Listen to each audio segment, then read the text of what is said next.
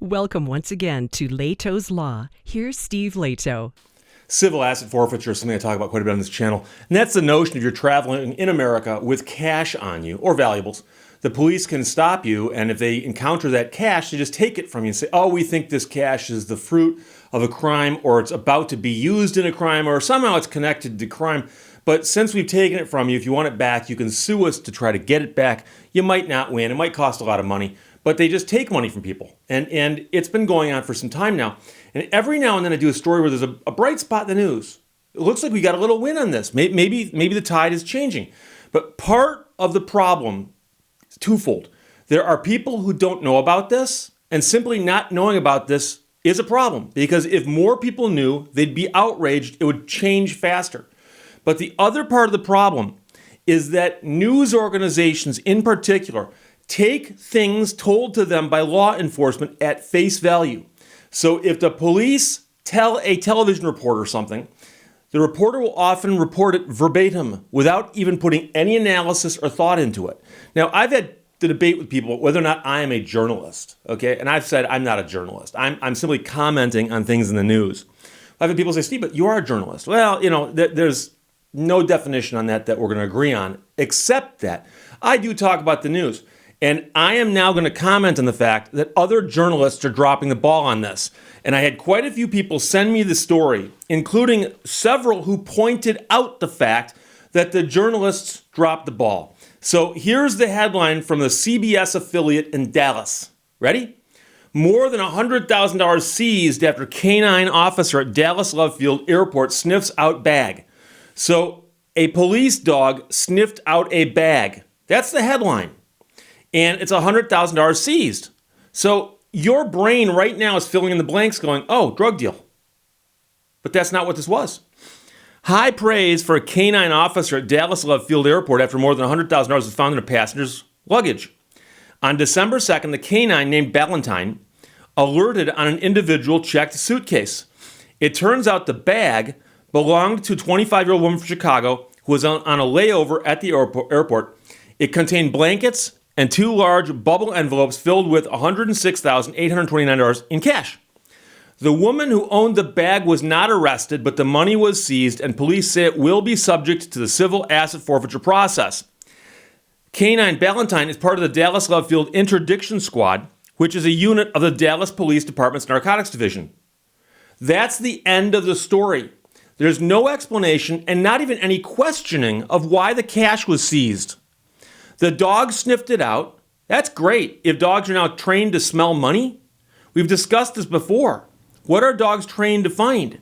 So they found money, and it was seized with no allegations of wrongdoing on anybody's part. And the CBS affiliate just ran this without even questioning it. And so most people, like I said, when they heard the story or saw the headline, thought, oh, a drug dealer got picked up for cash in narcotics or something at the airport. Because otherwise, why did the dog sniff out the money? The dog apparently sniffs money now. So I was curious whether this was typical news coverage or if this was an aberration. So I went and looked at the other local news channel, and this would be for WFAA, which is the ABC affiliate. The last one I read to you is CBS. Here is the ABC coverage.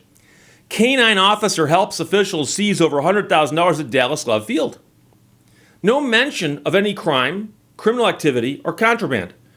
Canine officer helps officials seize over $100,000 at Dallas Love Field. So we're pointing out that now they're to be rewarded just for taking money. How much money are you traveling with? Well, they take it. Will it make the headlines? The suitcase contained only blankets and two envelopes with the money. That's what the police told the ABC affiliate. Now, I'm going to read to you their coverage. Let's see how much mention is made of all the contraband and all the evidence of criminal activity in the story. Pay attention. Take notes. A Dallas Love Field canine officer is being praised after sniffing out a suitcase full of money late last week. Dallas police posted on their Facebook page about Canine Ballantyne's latest efforts that helped the department's interdiction squad seize $106,829. The dog helped them seize money. Apparently, that is now the job of the police, simply to seize money. It doesn't say he helped them solve a crime. It doesn't say he helped them prevent a crime. It says he helped them seize money. I thought that was the IRS's job, to seize money. On December 2nd, police said Ballantyne alerted fellow officers to a checked-in bag at Dallas Love Field. The suitcase contained only blankets and 2 large bubble envelopes with the money. The owner of the suitcase, a 25-year-old woman from Chicago, was not arrested. She was not arrested. They didn't even bother putting up the show of arresting somebody, because this would have made a better story. They said, oh, we arrested her and seized the money, and they could quietly later unarrest her. Don't even bother with that anymore. WFAA asked Dallas police for more details, but they did not elaborate further on the case because it is still under investigation. But it's such a hot case that they let the woman who owned the bag just go. They let her leave. She's apparently from out of state, too, by the way. This is not the first time Canine Ballantyne's nose has helped in cracking cases. So they're saying he cracked a case here. He cracked a case. A woman was traveling with cash, and he put a stop to it. And by the way, I don't blame the dog. I do not blame the dog. I love dogs. I've mentioned before I love dogs. I had 2 dogs, and I get asked from time to time, in the credits to every video I put up for the last 7 years, it says, remember Milo and Wolfie. 2 dogs I had for a long, long time. And if you look up Milo and Wolfie on the search bar under my video, you'll find the video explains the whole story about them. But I don't blame this dog. In fact, they put a photograph of the dog posing with the money. And the dog is just there going, hey, I'm getting my picture taken. But the dog can't be blamed for this. Dogs can be trained to do things, and it's not their fault.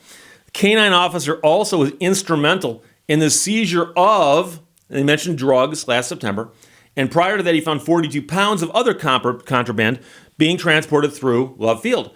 So here, the reporter is basically saying, well, this time he got money, and previously he got drugs, and then the other time he got drugs. See, so those all 3 belong together, right? Money, drugs, and drugs, except that 3 different instances, and there's nothing connecting this money to drugs. Nothing. 0. Ballantyne is a canine, I assume they mean dog, with the Dallas Love Field Interdiction Squad. The unit is part of the Dallas Police Department's Narcotics Division. So I got a question for you. They keep throwing that word around.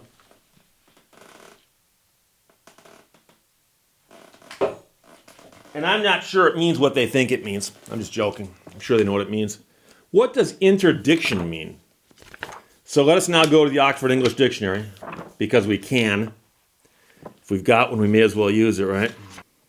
An authoritative prohibition or an act of forbidding peremptorily.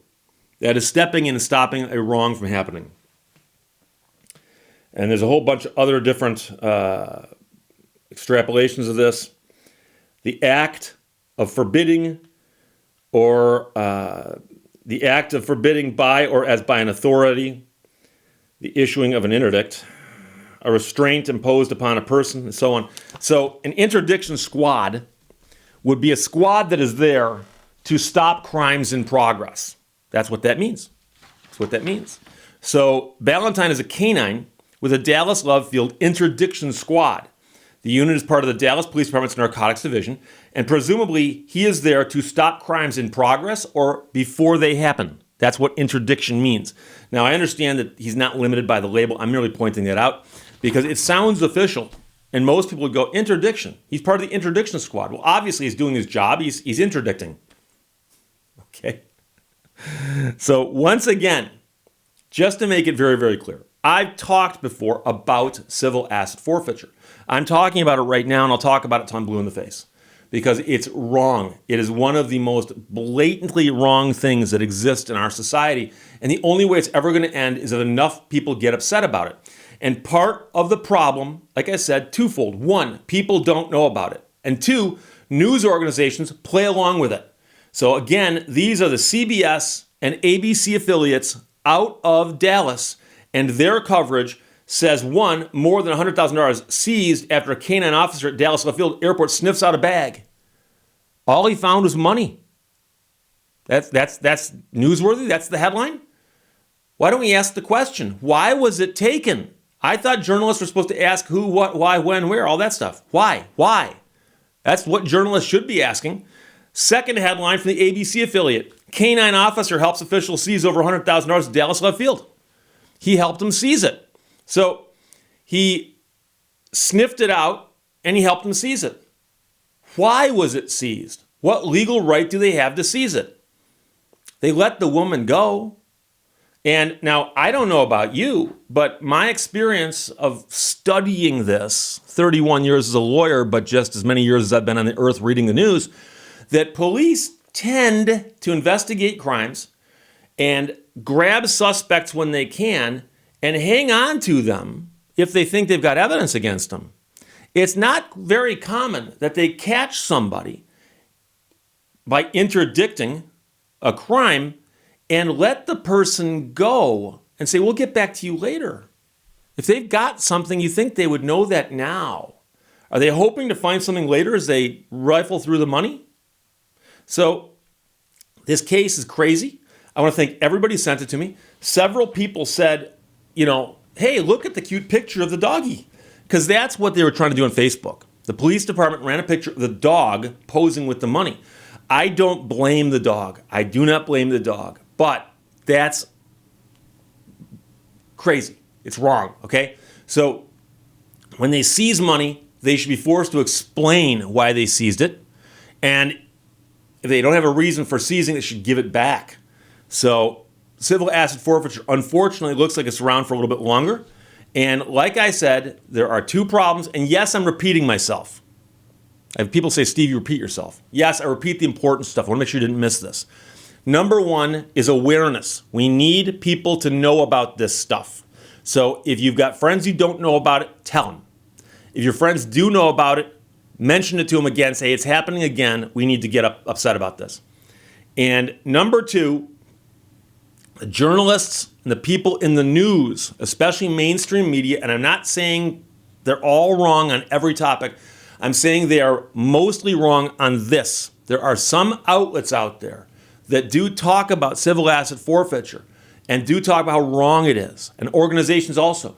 I'm simply talking about what you get on your TV when you turn it on to watch the over-the-air news or the primary cable channels, okay? And we all know that's where most people get their news from. And when those news organizations play along with the cops, they are basically accomplices. They're co-conspirators. They don't get money out of the transaction, I don't think, but they do somehow get something. And I think it's actually, they get the cooperation of the police department. And I've actually had someone tell me that. They said, well, we have to be nice to the cops so that we can call them up and say, do you have any news? And they'll tell us.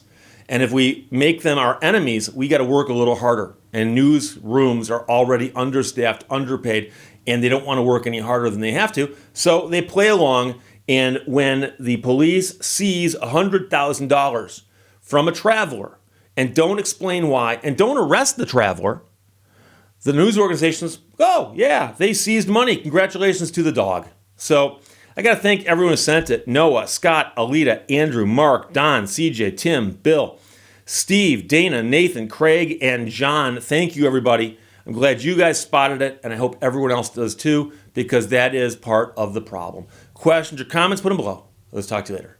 Bye-bye. Thank you for watching Lehto's Law.